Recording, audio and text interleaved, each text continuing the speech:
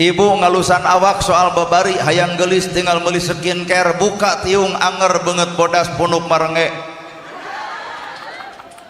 hayang ngagelisan awak mah soal babari tah nu hese mah ngagelisan eusi hate di alus-alusna awak ibu keukeuh ku teri ge eleh bangke teri sakilona 25.000 coba jalma nu panggelisna maot teuneun di pasar moal aya anu meuli harga diri manusia lain ayana pangkat harga diri manusia lain ayana jabatan harga diri manusia lain aya kakayaan harga diri manusia tah gumantung alus eusi hatena nah ieu pangajian alus cantang tuh nah mah kejeung cantang tuh gumantung hate nu alus pangaosan alus hate alus maka isuk bakal lahir akhlak alus pangaosan alus hate kotor isuk da lain bijil kaalusan kagorengan nu bakal bijil nah da hatena atuh bareng jeung goreng salat alus kudu bareng jeung hate nu alus bubar salat bakal katempo kaalusan salat alus hate kotor bubar salat melak cangkeng asa aing pang salatna nah kudu kitu tina ilmu well aduh matak ilmu teh karek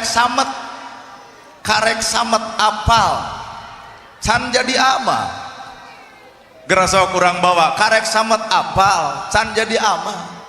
lamun bener arapal ilmu sodakoh da bakal bager jelema moal aya yatim teu katulungan moal aya miskin nu teu dahar moal aya nu sangsara nu teu katalang moal aya nu bingung nu teu katulung kabeh sepakat ngalarti bab sodakoh geuning loba keneh nu sangsara teu kabere berarti karek apal bab sodakoh can bisa milampah bab sodakoh well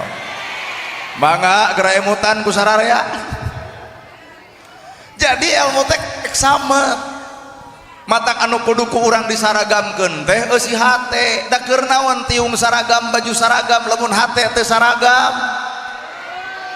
tiung bisa dibeli saragam bisa dibeli tah saragamna hate ka mana neangan ganti poe ayeuna umat Islam keur leungit ka saragaman Islam sarua hadis sarua Quran sarua nabi sarua nah habat kudu pasea berarti aya nu teu sarua lain Qur'ana lain hadisna lain agamana nu teu sarua mah tah eusi hatna bari hirup sakadar disebut batur hirup teh ternyata urang teh karek disebut nana gerhana disebut ustad disebut kiai disebut ajengan horoream teuing nah sabab kuring teu butuh gelar tapi kuring mah apal kana gawe sanggeus boga gelar ustad kiai ajengan naon gawena warasatul anbiya